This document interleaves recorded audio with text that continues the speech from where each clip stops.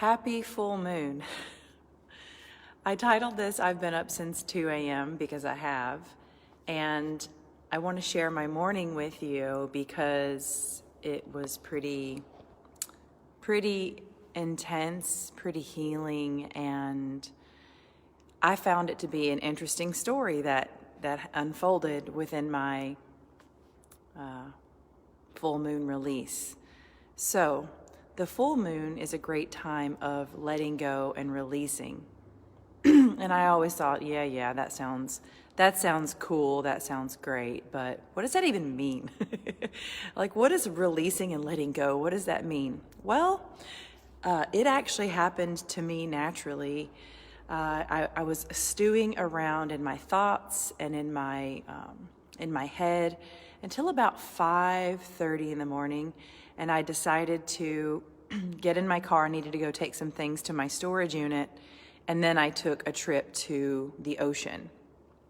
It's literally 4 miles from here, so it's not like I drove three hours to the ocean. I drove 4 miles. I went to the storage unit, and then went to sit at my favorite spot where I can see ships that are anchored in port. I can hear the waves. I can see the waves. I can feel the ocean air on me, and it's my favorite place in my town that I live in. Well, one of my favorite places. And I was just sitting there. I was really drawn to go and just sit there. It was still dark. And I'm just sitting there with myself, no phone. I didn't take my phone with me on this drive. I left my phone in my yurt and just drove there, listened to a little Alice in Chains on the radio. It was awesome. And just sat with myself. And some thoughts came up about when I was a little girl. At the age of 4, I started racing motocross with the boys. And I was the only girl. Excuse me, I have to cough. And there's a lot of great benefits that being raised like that has given me. I have a drive. I can hold my own around people. But what I had to acknowledge this morning was that a story that my mom would tell me is that when I was racing motocross, when someone would wreck, when I was a little girl, I would, instead of racing and flying by them to go finish and be first place, I would pull over and check on that person. Because the competitor side, they're like, oh, go, you can win. But my natural tendency was to pull over and check on the kid that just wrecked and to see if they're okay and to give them care and assistance. Like, that was my natural tendency as a little kid. But then you have the sidelines of people that are encouraging you to go and win the race. Go win the race. Go get first place. So since I was a little kid, I've had this internal struggle. No one gets an applause for being a kind and gentle, kind and caring person. We don't get a medal or a gold star or a great report card for being a kind, caring, compassionate human. The world that we've been raised in, you get awards, you get high-paying places, where in the previous belief system, you get to the top by competing, struggling, winning, doing better, climbing, plowing things down, racing. So there's a lot of great benefits I've received from being a driven person. So I'm not trying to discount that. I am so grateful now. I have understanding about the gifts that I learned from being the daughter of my parents and a daughter of this society. However, what I had to let go of today was my beliefs that I've just been confused my whole life.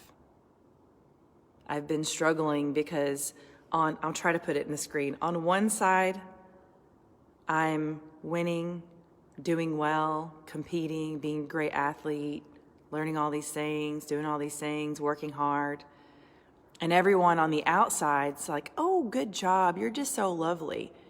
But guess what? On the other side, let me do this.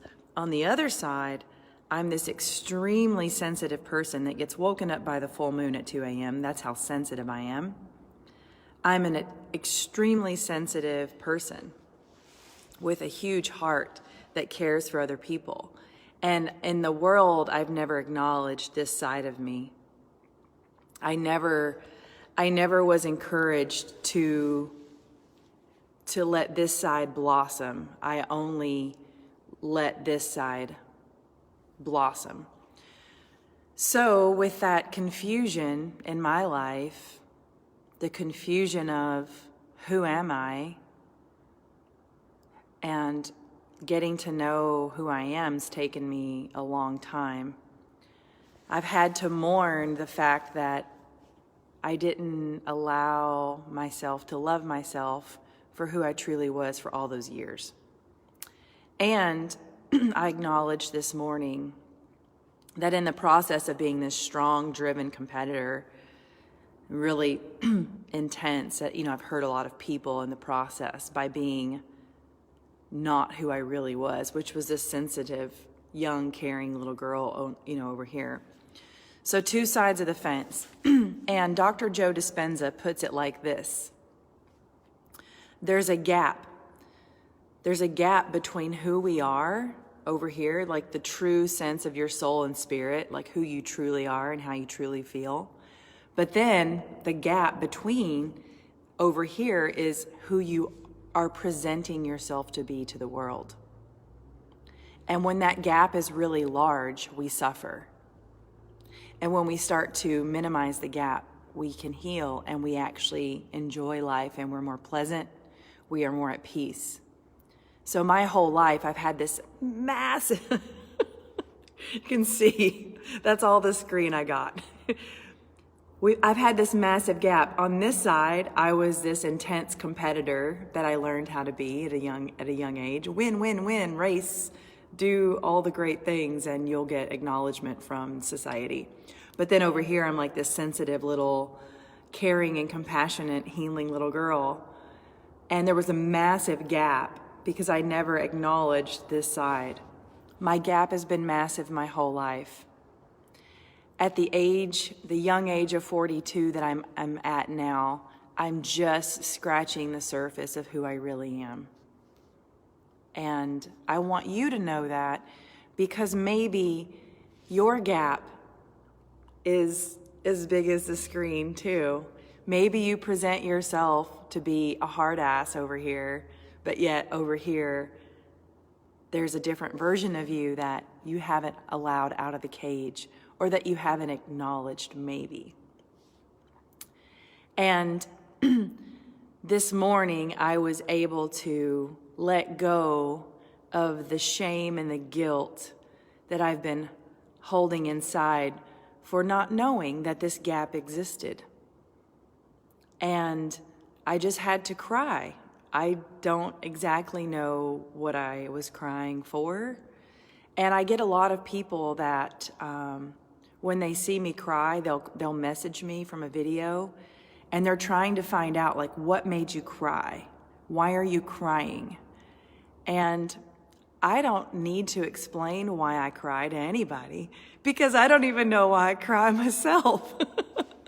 So you don't owe anyone an explanation of who you are and how you end up being in the world. You don't owe anyone an explanation about anything.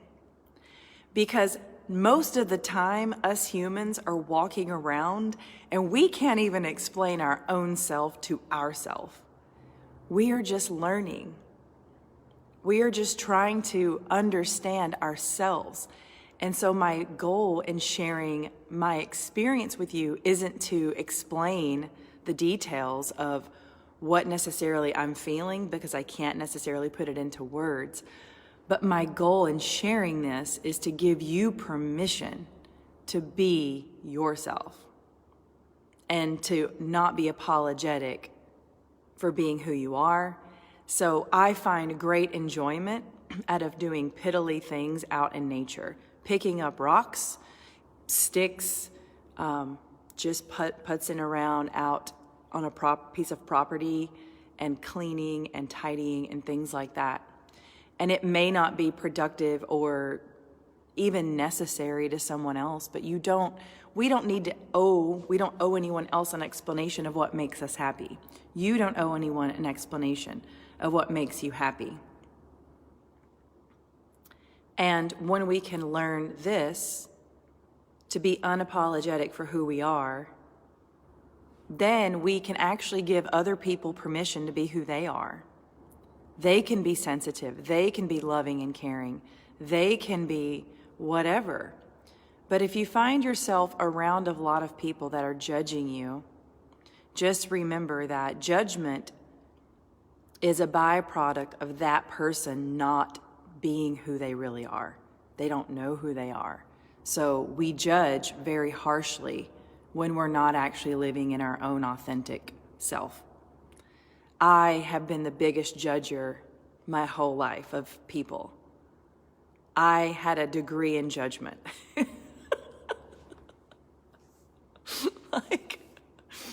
So the more that I'm getting to accept who I am, the less I judge others. And it's funny. I say I had a degree in judgment because that's all I did. Because when I would judge other people, it would take the focus off of my own shit. Like, I didn't realize, you can't know until you look backwards. You don't understand stuff until you can look back at it. So when we're in it, we're confused and lost. But when I could look back, I'm like, oh my gosh, my judgment of everything and everyone was because I wasn't honoring who I was. I wasn't living to my own wants, needs, and desires. So I would just judge externally to try to take care of some of that discomfort of not living in my own authentic place. This has been a long video. I do apologize for its length, but I'm highly sensitive. I've been up since 2 a.m., just like boom, wired, because of the full moon's energy is intense. And what I'm being asked to look at is acceptance of who I am. And I hope that by me sharing that it's not easy to accept ourselves sometimes, because we've been living in a world that has told you that it's not okay to be who you are. We've been living in a world that has told you you shouldn't be an emotional person. You shouldn't have feelings. You should just be this robot, this producer, this machine.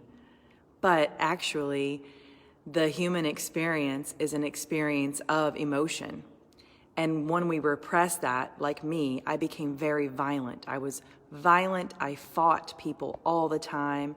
I would always end up in a fight.